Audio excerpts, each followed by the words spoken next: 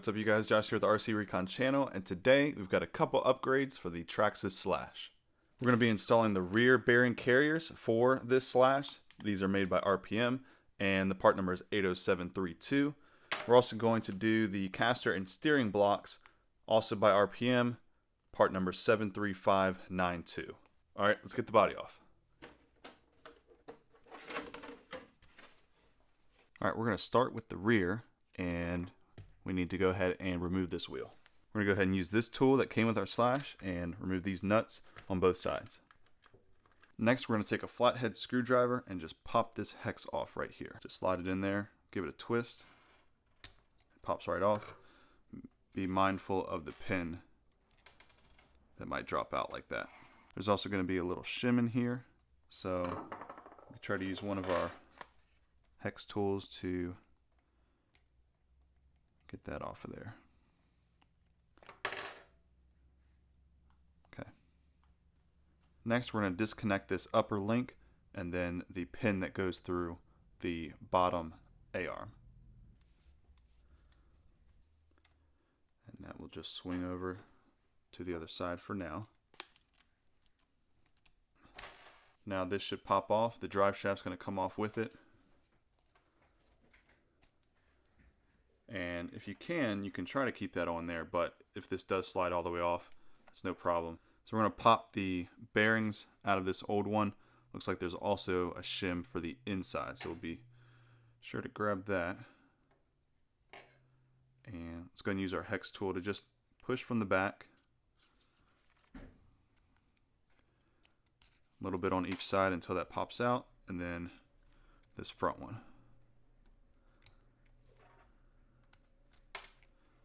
Okay. Alright, and these are the same on both sides. Here you can just twist this off, and if you wanted to, you could take some snips and get the rest of that off of there, but it's not going to hurt anything if it stays on. Alright, so then we'll take our bearings and pop these into this carrier. Okay. Make sure it spins freely. And then we did have a shim on this side. Go ahead and slide that on. And then we will insert this.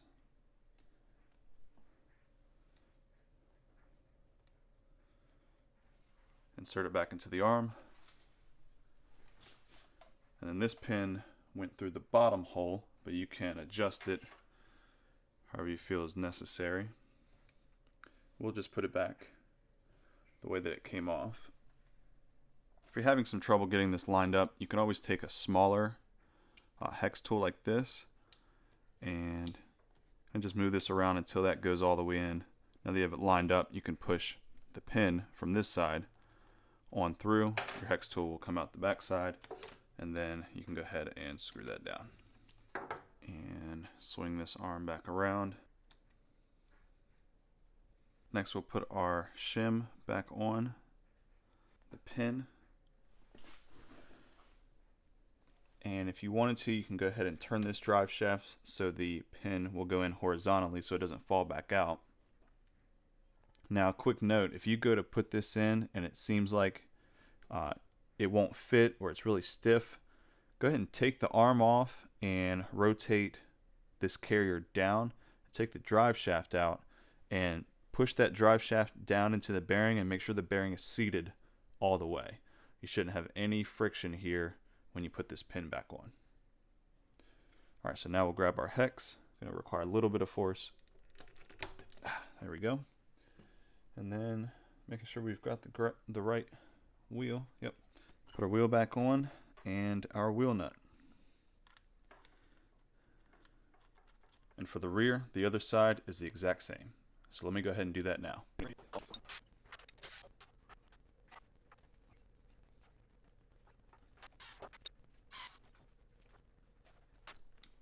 Alright, now that side's done.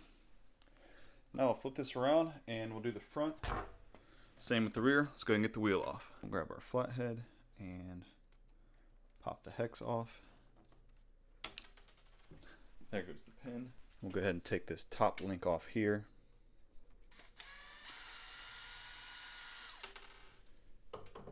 and this lifts up and out of that part. We'll just let it rest up there. We'll see if it stays. And we'll remove the screw for the steering link. And lucky for us, they're both the same size, both of those screws, so let that swing out. Next, we'll grab our 2.5mm and take the screw out right up here. And that is holding the steering block to this caster block. So that's what that screw looks like. Set that aside. And it looks like there's a screw right under here as well. So let's just bring this forward off the table so I can get to it. Sorry, I'm a little bit out of focus here. Should be able to, yep, just shift this around like that, and we'll pull the drive shaft off. And let's get this front shim off the drive shaft and remove this off the back side. Looks like one of the bearings came off with it. And we've got some bearing grease here that's spilt out. But bearings still sound good, so we're okay there. And from what I can see, there are no shims or anything here on the back side, so we're good. The shim came off of the front. And let's go ahead and pop this bearing out here. Okay. Remember, we're replacing this piece as well. So let's go ahead and get this opened up. And this should have a left and right side. Yep. So here we can see this is right side and left side. And these will just make sure it lines up correctly. We'll spin this off. Here and there. And we'll just match up which one matches the stock one. So there we go. Pop this bearing into the back, this up front, but we'll leave it there for now until we're ready to actually reinstall it. We got to get this piece off. So we'll grab our 2.5mm and remove this pin. Move that. Set that aside.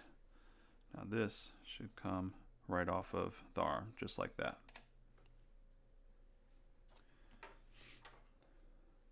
Alright, and we'll go ahead and grab our right side here, twist that off, and replace that right where it came off.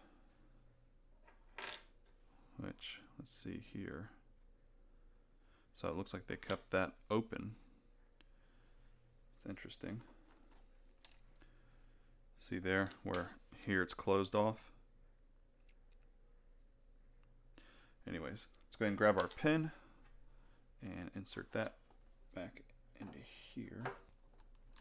Next, we'll grab our RPM steering housing, insert the drive shaft through here, make sure we are seated inside the bearing correctly, and then just have this turn the correct way, which is like this. Insert it back onto our drive shaft. It only goes on one way. There we go. Then we'll slide this into the bottom and this one up here. Remember, these take these screws here. So let's go ahead and start with the top. And then for the bottom one, again, we're going to take the truck off the table here to screw this one in. Okay. And kind of just looking at this opening here, how RPM decided to leave this open.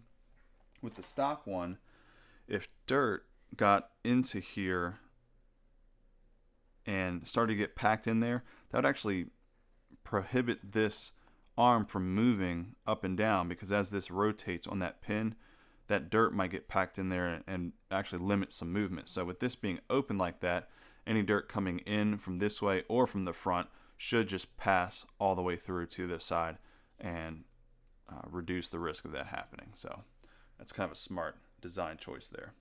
So we'll get these Traxxas parts out of the way, and Let's swing down this upper link, then the steering link,